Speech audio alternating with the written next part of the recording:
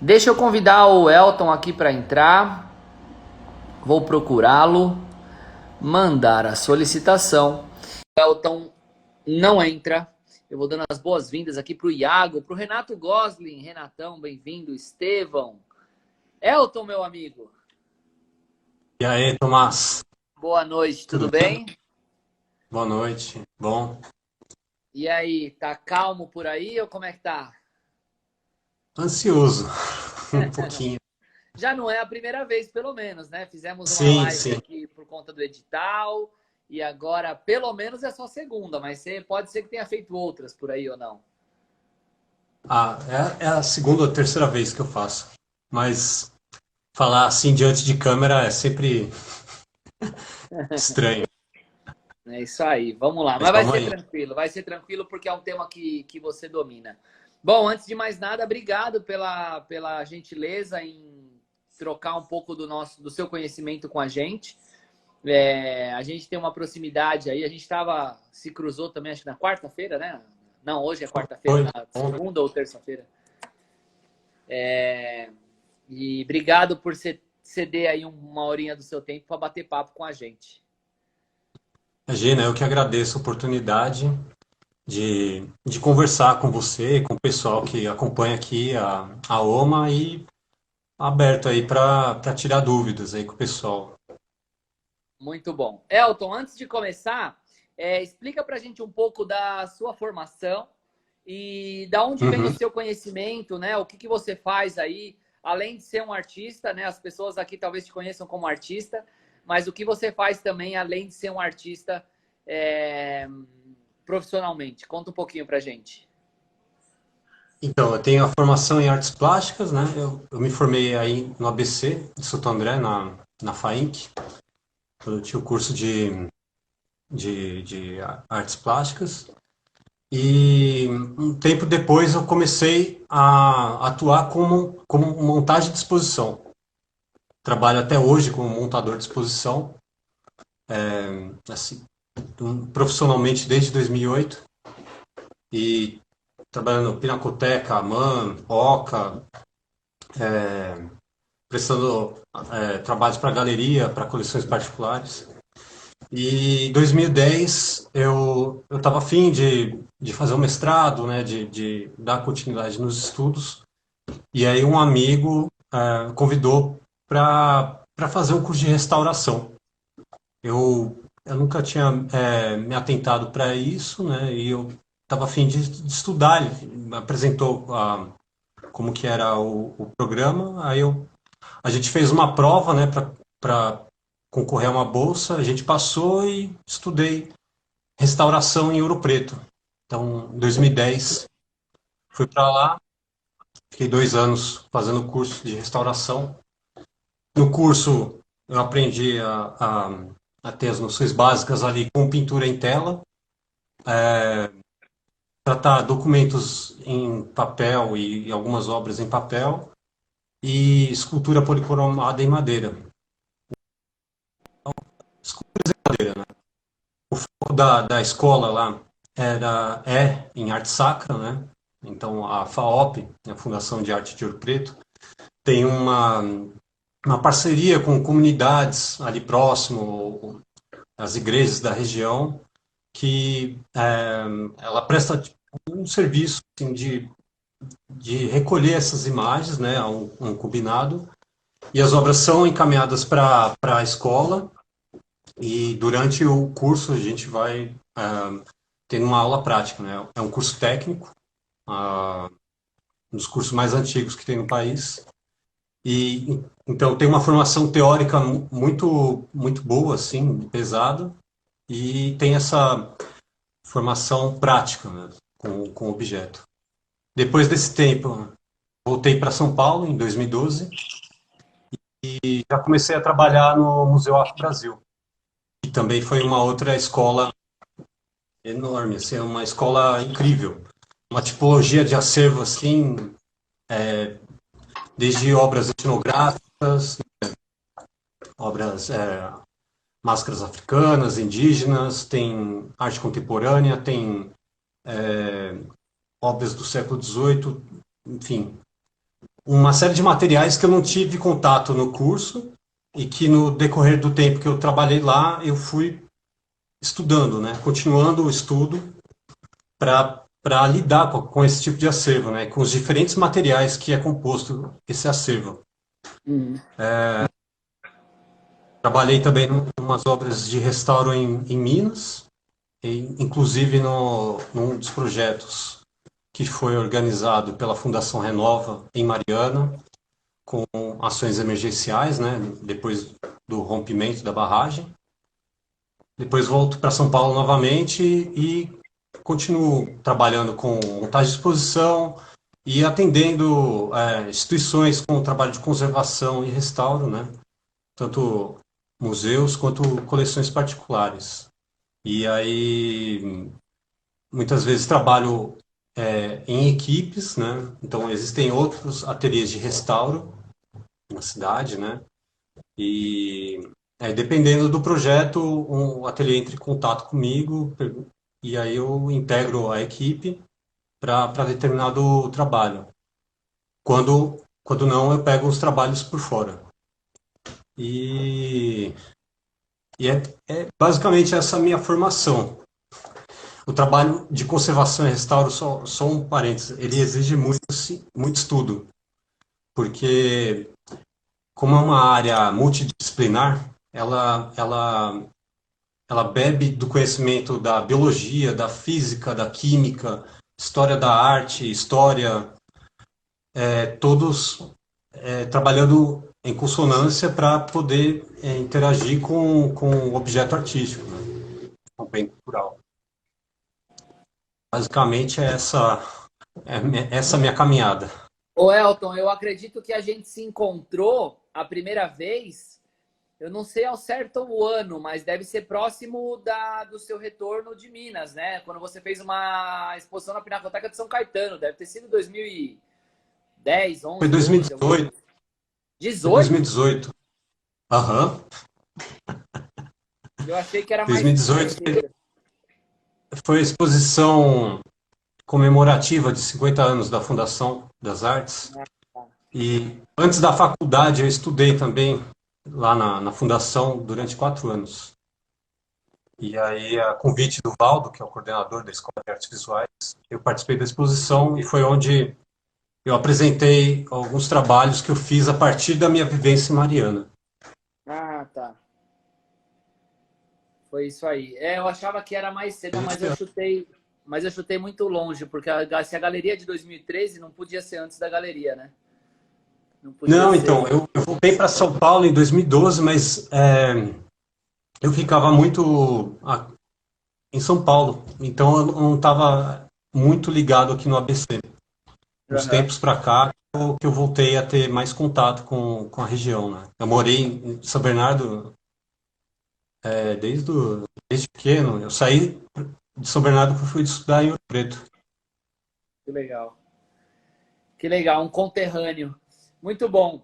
O Elton, curiosidade aqui, talvez até para o pessoal também, você consegue mencionar aí de memória algumas exposições que você trabalhou, seja com montagem ou com catalogação, com alguma coisa do tipo, de obras com grande relevância ou com valor financeiro, grande valor financeiro? Tem algumas referências aí que você possa dividir com a gente?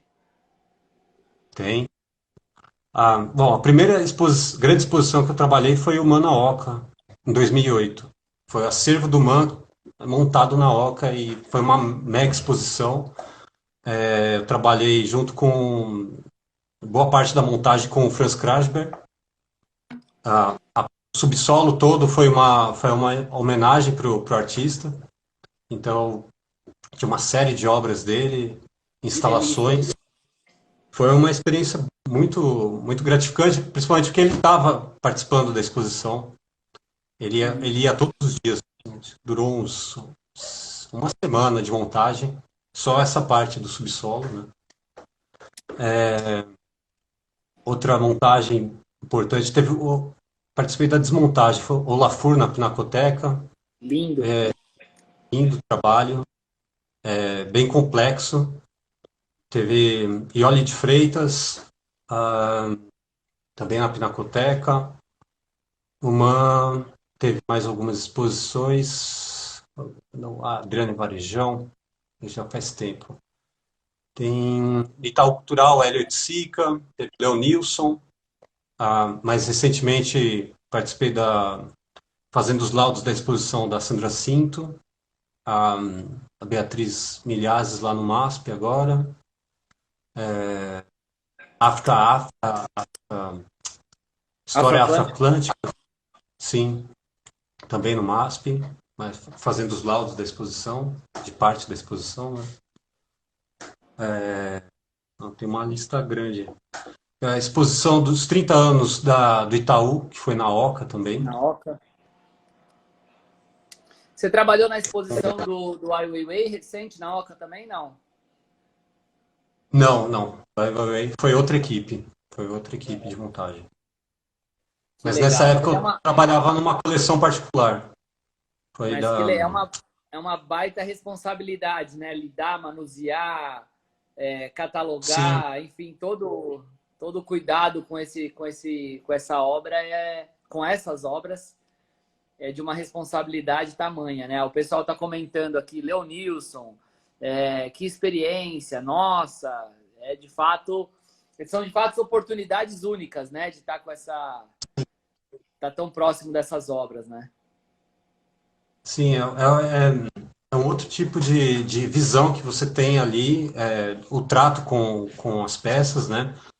E bom, é muito bom, assim, pelo fato de ser artista, de ter essa experiência, essa troca com curadores, com arquitetos, com outros conservadores, né? Uhum. De estar conversando com eles, de estar ali próximo, vendo, às vezes, o Hélio de Sica, seja herói, seja marginal, de você estar ali do lado pegando a peça ali, não tem descrição, assim, é uma coisa muito sensacional. E você está entendendo ali como é que é a materialidade daquela obra, né? Uhum. Tudo precisa ter muito cuidado mesmo. Não é um trabalho para ser feito com pressa, porque pode ter as suas consequências, né? Então, todo cuidado é pouco para trabalhar com obra de arte, né? Sim, É uma sim. responsabilidade. O Renato Goslin está fazendo uma pergunta aqui. Entre montagem, restauro e vida de artista, qual que é a sua função preferida e a segunda aí? Como você classifica seus interesses? Bom, É uma se eu pergunta fácil e pudesse, difícil. se eu pudesse viver só da minha produção artística, seria lindo, mas não é o mundo, não é o Real, né? mundo ideal, né? Então, eu, eu caminhei por essas áreas justamente para ter subsídio para produzir meu trabalho. Então, eu procuro dividir meu tempo entre o trabalho que eu tiro minha renda e o meu trabalho plástico pessoal, né? Uhum. É difícil falar, porque cada área de trabalho é muito específico, né? Tipo, a montagem de exposição, às vezes tem uma questão ali de ter uma dinâmica, tudo uma exposição muito grande, você acaba trabalhando com diversas equipes ali, e muitas vezes tem que resolver alguns problemas na instalação da obra na parede, às vezes vem alguma coisa que você tem que quebrar a cabeça ali para resolver a situação e montar ela ali da melhor forma possível para ficar bem ali na exposição. E a restauração é muito prazeroso ali de você estar mexendo com a materialidade ali. Você, claro, precisa ter um conhecimento de química muito grande e saber como os materiais vão interagir ali. O fazer manual é muito gratificante ali naquele momento, mas também exige muito estudo para você ter a segurança ali de trabalhar com a peça, né? Uhum. Não sei se eu Mas respondi, eu acho que... não, respondeu sim, respondeu sim. E eu acho, você deixou até uma bola pingando aí, importante para mim, particularmente, que é esse lance de você buscar dentro do circuito formas de se manter no circuito, né? E isso é de uma inteligência muito legal, porque quantos contatos, quantas pessoas você não conheceu, quanto você não aprendeu de estar atuando nesse mesmo circuito, seja como restaurador, montador, né, e que te colaboram, né, dentro da sua produção autoral. Então, Sim, a minha formação como conservador influenciou completamente no meu trabalho de hoje, como artista, artista plástico, tanto em materiais como em conceito. Então, às vezes é uma trava, porque como eu sei que alguns materiais vão se degradar ou vai acontecer alguma reação, então, às vezes o processo artístico, ele dá uma... Peraí, eu tenho que pensar que isso aqui não vai combinar com isso aqui, tenho que pensar daqui mas 200 anos, né? mas ao mesmo tempo tem que desencanar também e deixar o processo artístico fluir e depois pensar no que vai acontecer, né? E buscar soluções para isso. Então vamos lá, Elton. Agora a gente já bateu o papo o suficiente. Agora vamos para as perguntas difíceis, hein? É, Eu sei que muita coisa é delicada, né? É complicado você dar respostas simples para perguntas muito complexas, mas vamos ver onde a gente consegue enfim, algumas colocações aí que o pessoal possa aproveitar. A gente tem um público aqui, Elton, majoritariamente de artistas, mas também tem alguns colecionadores. Então, Certo. São duas pessoas que têm a obra dentro da sua casa por motivos diferentes, né? Então, por exemplo, o colecionador, ele tem a obra dentro de casa de uma forma mais perene, né? Então, essa obra vai ficar um longo período dentro da casa dele, talvez posicionada no mesmo lugar, e Uhum. o artista, ele tem uma obra em trânsito dentro da casa dele ou dentro do ateliê. Então, sempre quando a gente for pôr algumas perguntas aí, talvez você ter essas duas coisas em mente para a gente conseguir responder. E aí eu começo com uma pergunta do Nário aqui, uma pergunta muito boa do Nário. Vivemos em um país tropical. Aonde guardar uma obra e como guardar? Fique à vontade para talvez desmembrar as perguntas em duas, né? Em partes. Fica super à vontade aí para a gente tentar conseguir trazer informações relevantes para o pessoal.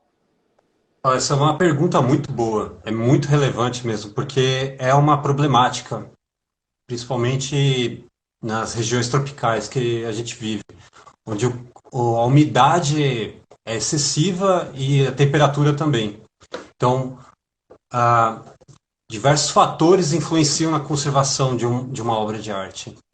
E aí eu posso citar a luz, calor, agentes biológicos, que são fungos, mofo e fungo é a mesma coisa.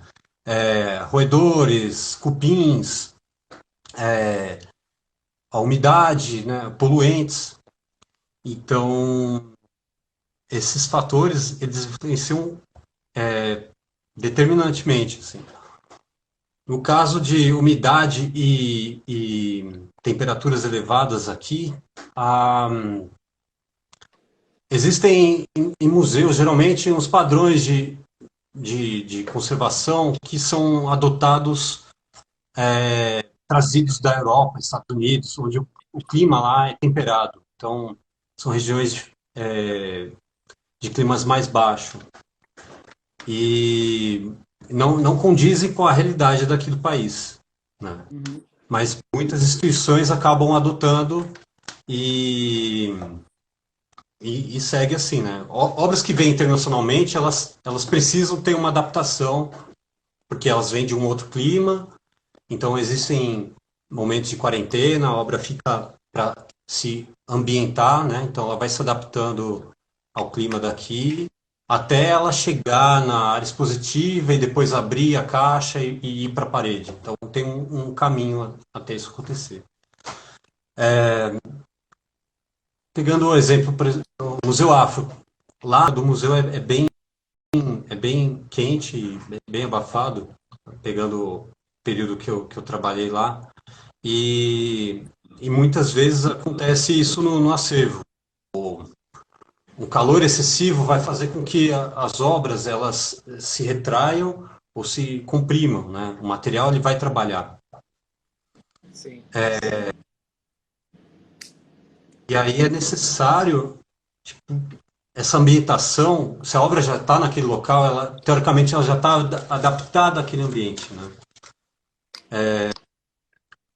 Quando você tira a obra daquele ambiente e já coloca ela num clima desses de 20 graus, umidade de 50, que é relativamente usado em museus, pode acontecer um choque do material e aí ele trabalhar de formas imprevistas, né? Não dá para passar uma receita aqui do que é ideal e o que não é ideal, porque cada caso é um caso. Então, Mas dá para dizer, talvez, Elton, que, por exemplo, uma coisa a se evitar é grandes variações de temperatura, umidade, pressão em curtos espaços de tempo. Então, por exemplo, se sim, o cara, né, vivemos em um país tropical, onde guardar? De preferência longe do sol, longe da umidade, né, num ambiente fresco, arejado, mais ou menos arejado, ventilação, porque ventilação, na verdade, eu pensei arejado aberto, na verdade, ventilação é essencial.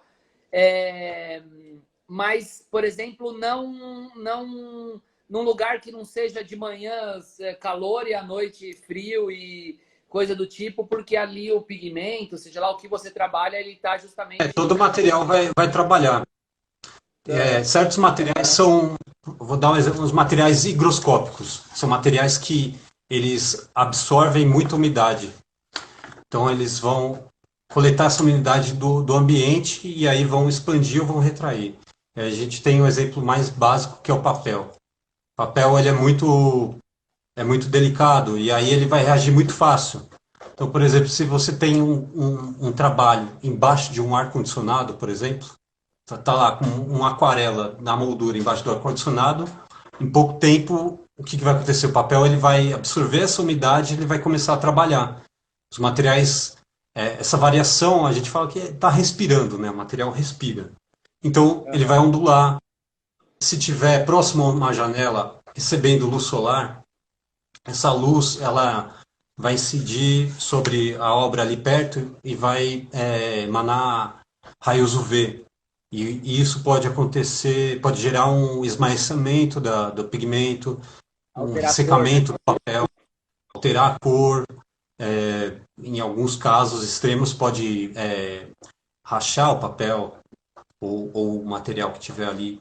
Então, ah, uma sala muito úmida. Meu ateliê, por exemplo, é um lugar extremamente úmido, mas é o lugar que eu tenho aqui. Então, eu tenho que evitar de deixar coisas próximo à parede, que é onde a absorção de umidade é maior. Então, sempre tenho que fazer manutenção aqui. Se eu fosse fazer alguma medida no quarto, aí já exigiria uma engenharia muito maior do que eu posso. Então, eu procuro deixar, como você falou, o ambiente sempre ventilado e ficar observando. A observação é uma medida muito importante, assim, em qualquer coleção. É o monitoramento. Então, ficar atento ao ambiente que você está é um ponto-chave, assim, para você identificar onde estão acontecendo essas modificações nos materiais, né? Às vezes você acha uma mancha escura numa parede, você não entende muito bem o que é aquilo, você vai ver, pode ser uma proliferação de fungos, né, que é o bolor, é o mofo. Então, se tem fungo naquela parede, pode ser que tenha alguma infiltração, ou por capilaridade, que a gente fala que é a infiltração que vem debaixo do solo, e aí a parede vai absorver essa umidade. Pode ser um vazamento da tubulação do prédio ou da casa, e aí tá deixando aquela parede úmida, Outro dia me perguntar, um amigo falou, eu tenho uma obra no ateliê e eu pinto direto com a tela na parede, né? Esticou a tela, colocou lá a fita e aí eu acho que apareceu um mofo ali. É, vai acontecer, se o ambiente for úmido, a- ali está propício, porque a pintura está colada com a parede, essa área entre a parede e a pintura é escura, está abafada, propício para o fungo proliferar. Então, isso aí já não é legal. Seria bom ter ou um cavalete ou um painel antes da parede para evitar que isso transfira para o suporte, né? Uhum.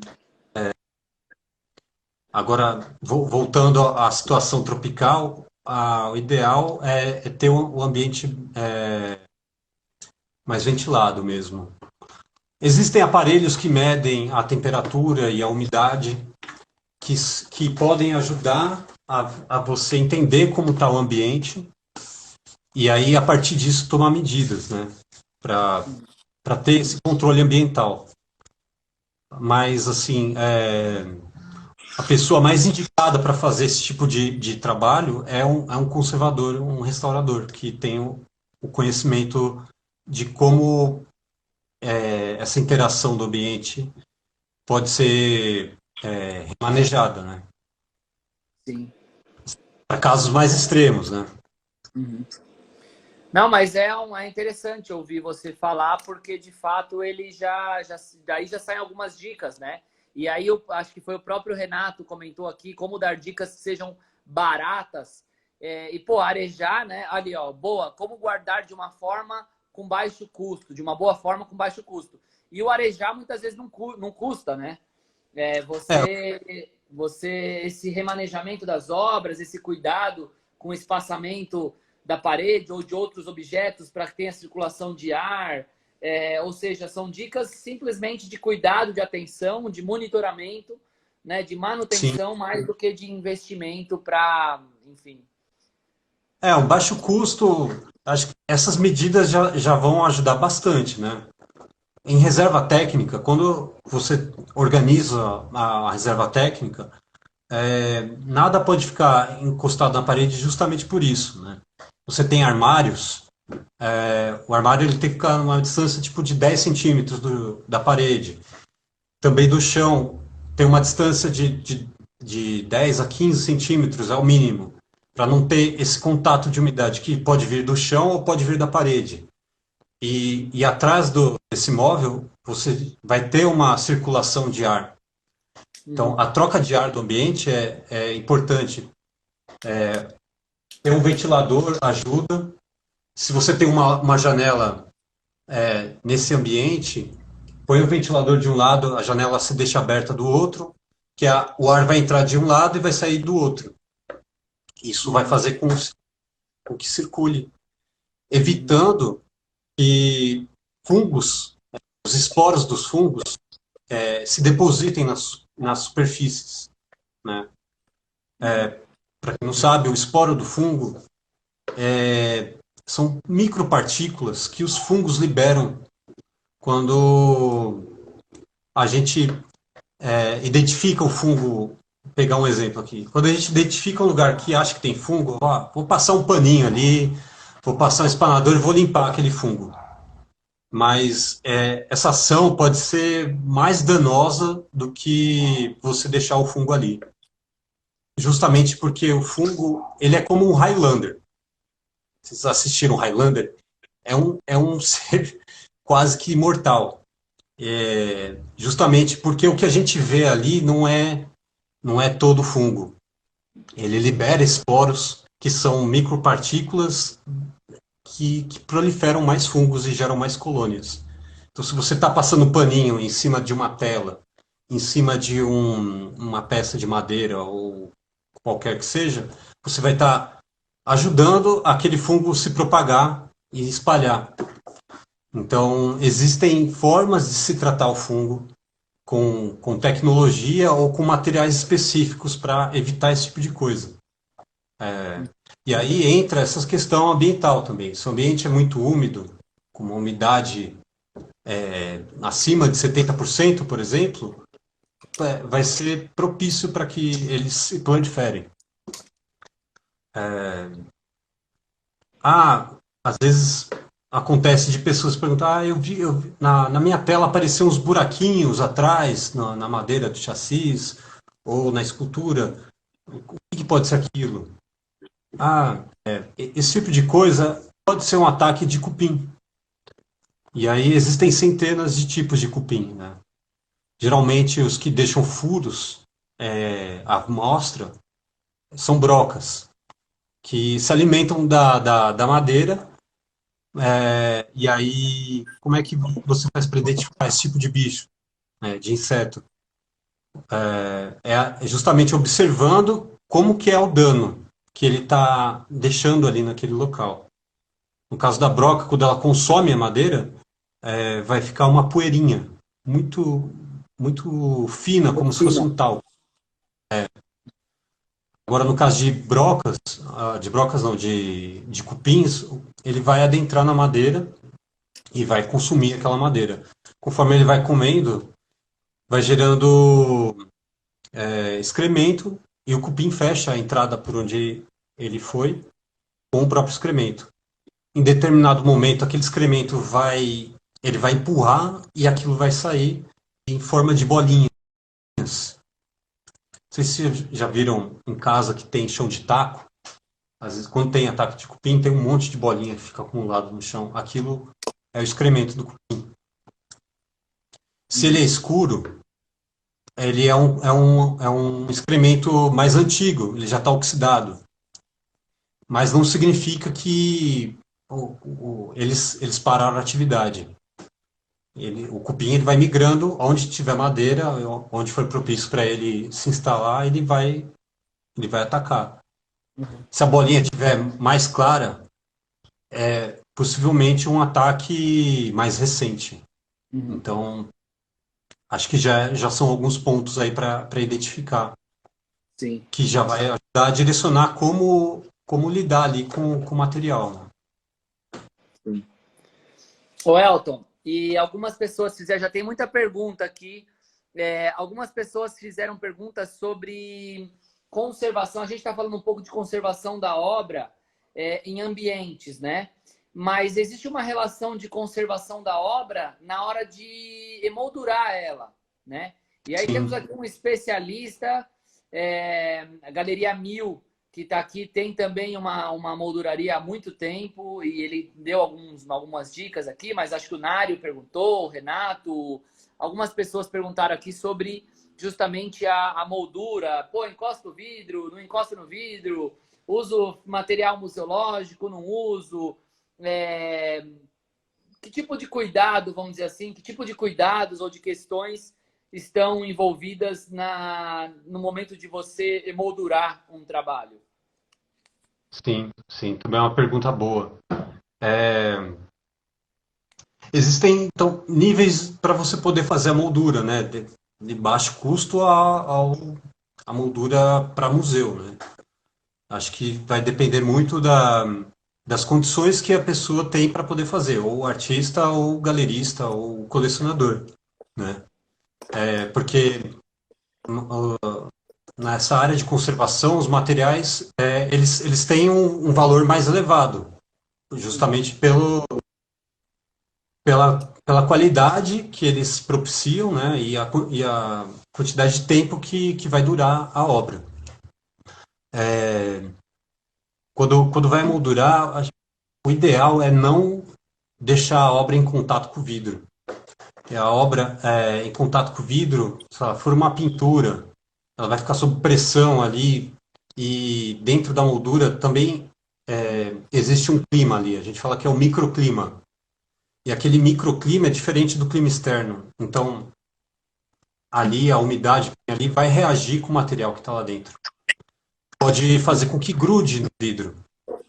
Então, em algum momento, se precisar trocar de moldura e você for tirar a obra dali, pode acontecer um dano.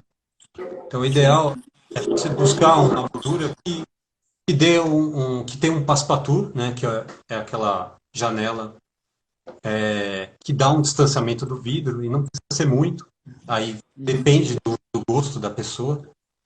Sim. Pode ser, tipo, existem papéis específicos para isso, hoje no mercado mais fácil de encontrar, e são próprios para fazer esse passepartout. Ah, e aí vai dar tipo uns 3, 4 milímetros, pode ser até mais o distanciamento. Mas já tendo um distanciamento mínimo, já é um grande ganho, né?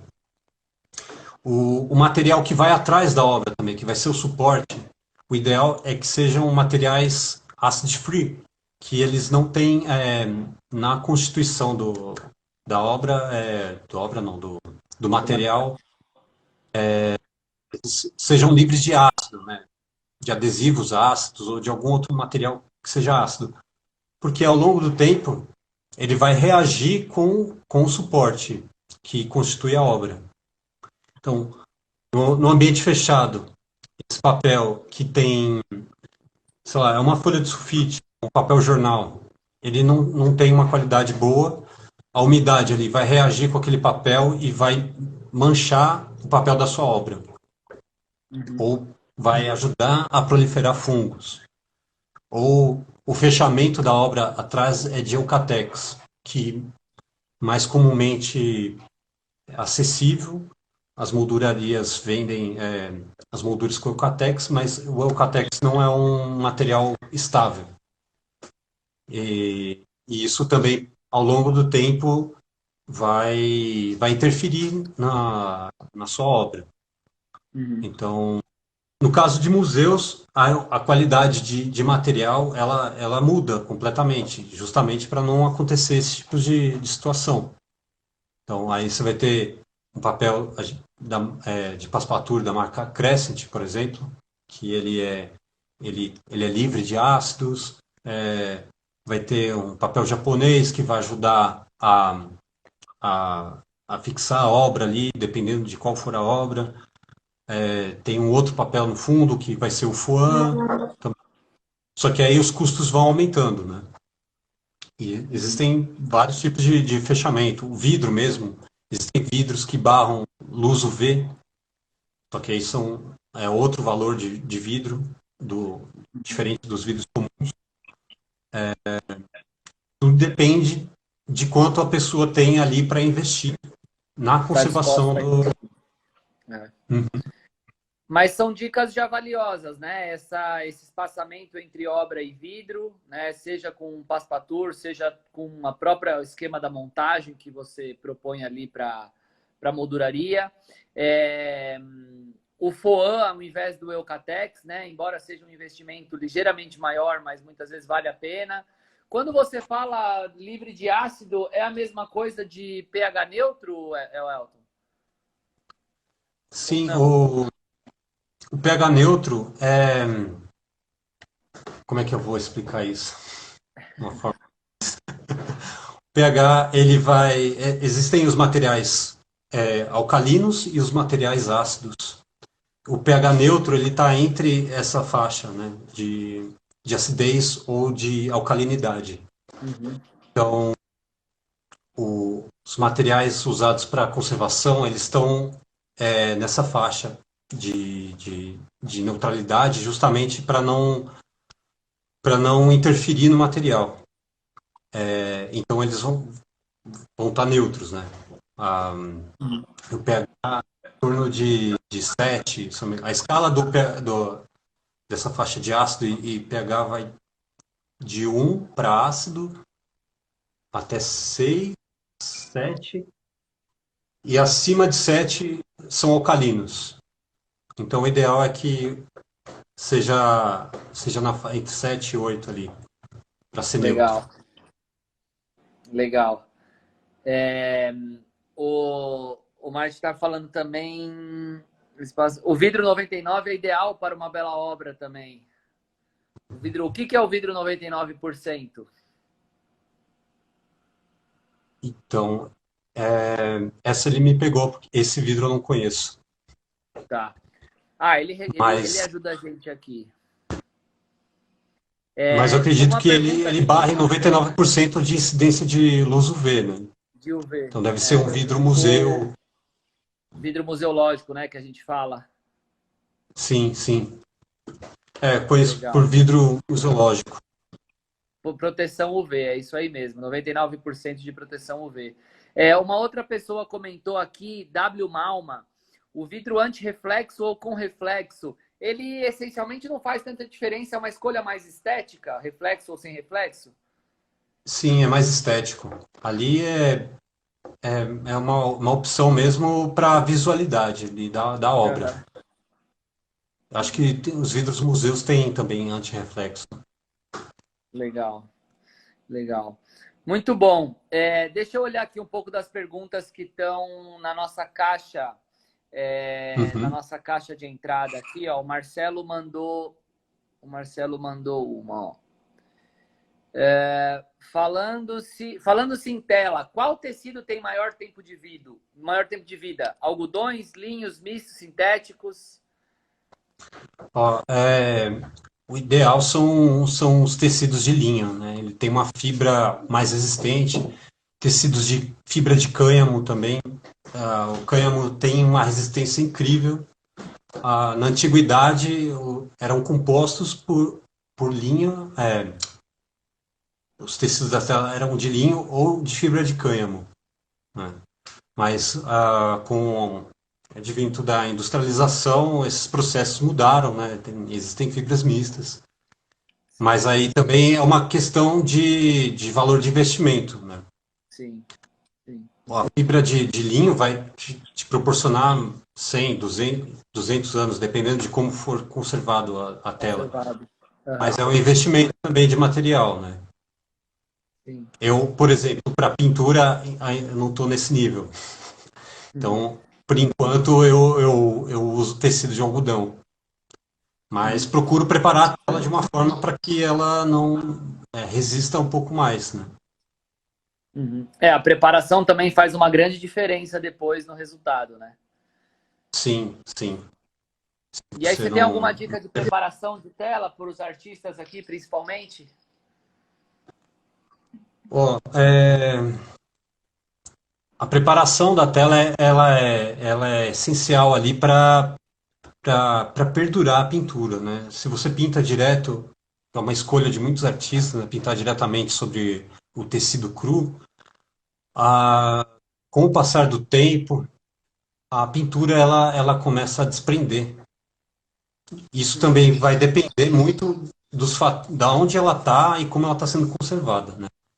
uhum. Mas ela começa a se desprender, diferente de quando você prepara o tecido com uma base acrílica e depois com camadas de gesso acrílico, porque acontece o desprendimento. A fibra do tecido, ela trabalha, ela respira, é um material higroscópico. Então, a interação da umidade ali, do ambiente, vai fazer com que as fibras se movimentem e a massa de tinta, por exemplo, tinta óleo, ela está rígida ali, então ela não vai conseguir acompanhar essa movimentação e começa a escamar e soltar. Ou a tinta acrílica. Então, eu acho que é muito importante ter essa preparação da tela. Vai conferir mais resistência e mais tempo de duração. Muito bom, muito bom. Tem uma outra pergunta interessante aqui também do Marcelo, ó. Qual selante, verniz, resina você recomenda para quando finaliza uma pintura a óleo e acrílica ou mista?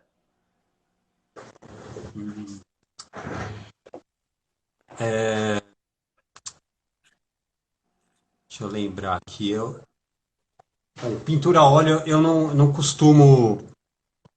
costumo trabalhar, não é a minha especialidade como artista.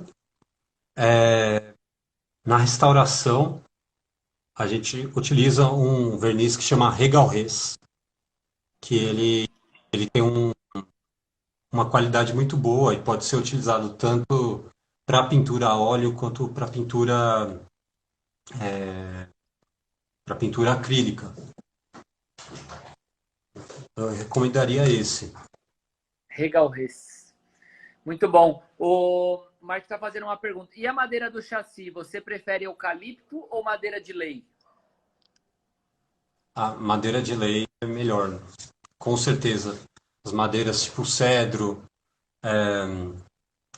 jatobá, elas são tratadas, né? Para restauração, a gente só usa chassis que são tratados justamente para não sofrerem ataques de cupim, ou broca, ou qualquer outro inseto xilófago. Mas comumente se vende telas que tem o chassi de pinos, que não é uma madeira boa. Macia, né? Como eu falei, você vai querer um material melhor, é um investimento, vai ser um pouco mais caro do que um material comum, né? Mas isso depende de como você está ali administrando esses trabalhos, né? Mas é Muito possível bom. tratar elas também, né? Tanto que acontece de chegar obras que não são em cedro, por exemplo, né? Ó, chassis que não são em cedro, e você trata ali, desculpiniza e aplica produtos para evitar, né, um novo ataque. O Elton, o Nário fez uma pergunta interessante aqui. A gente está falando sobre várias questões, né, de restauro, de conservação, e as instituições de arte hoje têm esses profissionais, né, de conservação, de restauro, para atuarem nos seus acervos? Muito pouco, infelizmente muito pouco. A nossa área é pouco valorizada. Não é toda instituição que tem um profissional de conservação ou de restauração, ou conservação e restauro, porque também há diferenças. Tem pessoas que têm formação só em conservação e tem outros que são em restauração.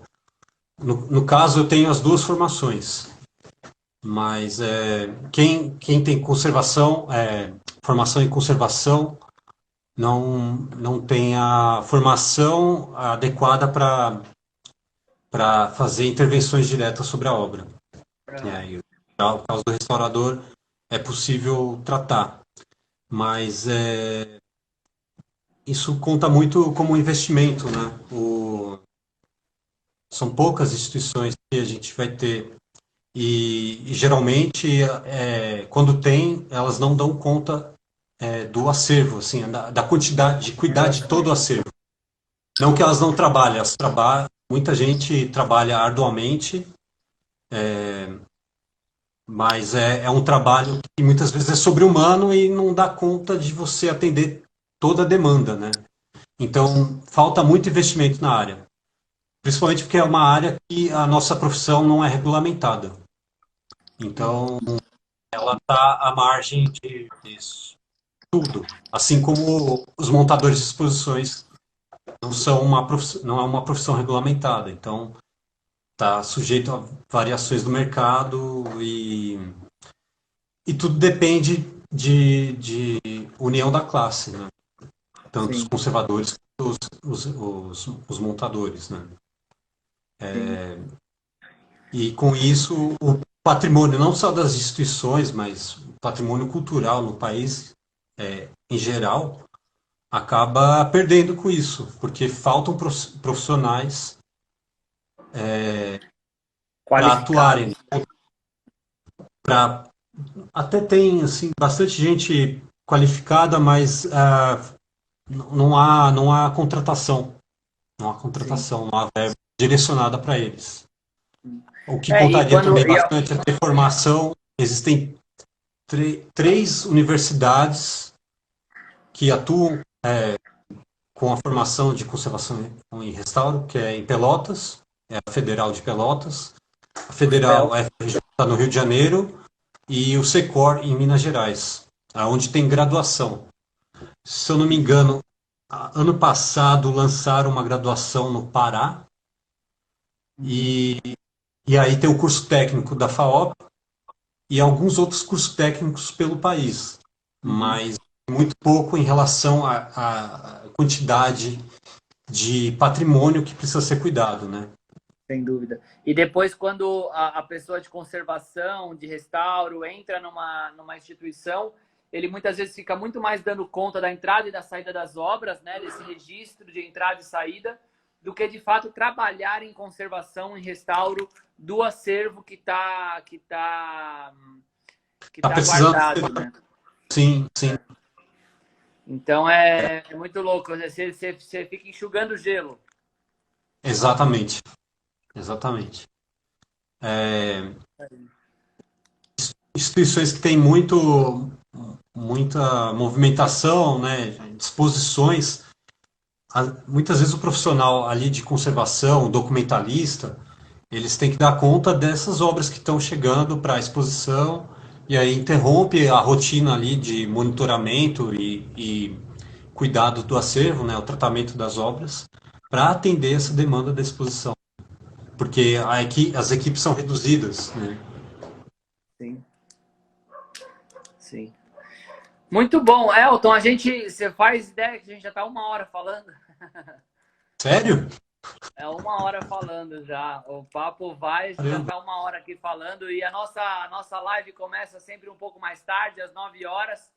Então, puta, eu acho que vai ter que ter um repeteco aí, vai ter que ter um Conservação e Restauro parte 2, viu?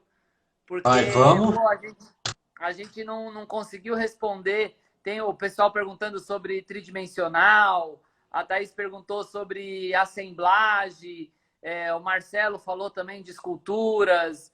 Enfim, tem um monte de pergunta aqui que infelizmente a gente não conseguiu responder. O Tom falando sobre outras especializações também. Enfim, eu acho que a gente vai ter que fazer um repeteco aí em algum momento, viu, Elton? Você topa? Topo, vamos sim. Porque é importante, eu acho que é importante falar dessa atividade que é pouco falada, né? As pessoas não têm e conhecimento da atividade e essas dúvidas, muitas vezes, você não sabe ali como agir quando tem uma obra numa coleção, né? O que eu posso fazer, até onde eu posso mexer, o que eu não posso mexer. Eu acho necessário as pessoas terem mais conhecimento até mesmo para divulgar a atividade, né? E tomar medidas que sejam benéficas ali para a obra perpetuar mais tempo. Sim, sim. Muito bom, Elton. Eu queria agradecer, cara. O pessoal tá falando aí qual vai ser a hashtag da nossa live. A hashtag da nossa live, vocês podem sugerir, mas eu acho que tem que ser alguma coisa aí do hashtag parte 2. O pessoal tá falando aqui, ó. Hashtag parte 2. Ô, Elton, poxa, obrigado mais uma vez de ter topado aí participar. Você vê que a interação foi super legal aqui nos comentários e mesmo nas caixas de perguntas, porque de fato é um tema que é caro para a maioria das pessoas e super útil para nós. Então, pô, obrigado por esse primeiro momento aí, por né, ter cedido aí 1 horinha do seu tempo. E vamos ver se a gente marca mais uma vez aí daqui a algumas semanas para falar de novo sobre conservação. Talvez a gente pode falar sobre conservação de fotografia, sobre conservação de papel, conservação de pintura. Enfim, a gente vai aí segmentando para conseguir, enfim, trazer mais informação para o pessoal. Só fechando, cada área, cada tipologia, né? Cada tipo de material, ela exige uma formação específica, né? Eu posso falar algumas coisas aqui, por exemplo, de conservação de fotografia, mas eu não sou especialista em fotografia. Eu estaria sendo antiético se estivesse falando, você tem uma fotografia, faz Y, X, Z ali com ela que resolve. E isso pode comprometer a obra e me comprometer também, comprometer outras pessoas da área, né? Então, acho que é importante colocar isso aqui também para as pessoas. Sem dúvida, sem Tenho dúvida. formação de conservação, mas eu não sei tudo. E isso é muito importante porque tem muita gente que se diz conservador e restaurador e começa a mexer com todo tipo de material e isso é um grande erro. Depois vira Que eu meme, já né? vi. Então, aqui o caso da Dona Cecília, que eu amo. Dona Cecília é minha É um fã, minha ícone, ídola. é um ícone do Ela, restauro. ela teve uma boa intenção ali. Era é uma senhora uma cidade da Espanha, agora não lembro qual é a cidade. Para quem não conhece o caso aí, ela frequentava uma igreja lá e aí ela viu que a pintura estava se deteriorando, estava desprendendo, falou com o padre da igreja, pediu para restaurar. Ela falou que pintava, não, eu restauro ali a pintura. E aí a gente conheceu o meme da pintura aí, que é a restauração do Cristo que ficou assim, daquele jeito, né? E é muito curioso também porque essa história se desdobrou em muitos assuntos. Assim. O padre resolveu não intervir sobre aquela restauração. Ele não quer que retire aquela restauração que a dona Cecília fez, porque fez com que as pessoas fossem até a capela que estava esquecida lá. Então, gerou um público ali como se fosse um museu. Virou um atrativo. Virou Então, uma, existem foi o que o algumas. Ricardo falou aqui, virou uma outra obra. Virou outra obra, outra coisa. E aí, nesse mundo da restauração, existem várias histórias de contradição e casos inusitados. Hum. É isso, é a Muito bom. intenção, é isso. Olha lá, ó, o Tom sugeriu a hashtag Dona Cecília para nossa live. A Thaís tem uma camiseta com essa obra. Então eu gostei. O que você acha da hashtag da nossa live ser Dona Cecília?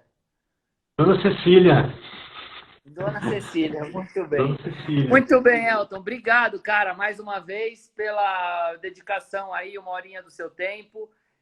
Vamos marcar, com certeza, um repeteco aqui para a gente falar sobre outros assuntos, com todos os cuidados que são cabíveis, né? Para a gente não, enfim, não atropelar, não invadir o espaço de ninguém, o conhecimento de outras áreas, mas trazer, na medida do possível, um pouquinho mais Sim, de conhecimento para o pessoal.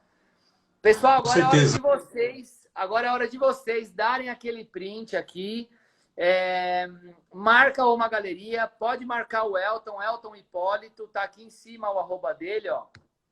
Pode marcar o Elton. Pode me marcar também, se vocês quiserem. A gente vai compartilhar aí com a hashtag Dona Cecília. O pessoal vai ter que assistir Dona até Cecília. o final. Dona Cecília, aqui, ó. O pessoal vai ter que Dona assistir até o Cecília. final para. O pessoal vai ter que assistir até Dona o final para Cecília. entender por que a hashtag da nossa live é Dona Cecília. Muito bom, meu amigo. Obrigado, obrigado a todos que Valeu, Tomás. participaram. E a gente se vê na quarta-feira que vem de novo, aqui às 9 horas. Até mais. Um Muito abraço. obrigado aí pela oportunidade. Falou. Valeu, até mais. Tchau, tchau. Até mais.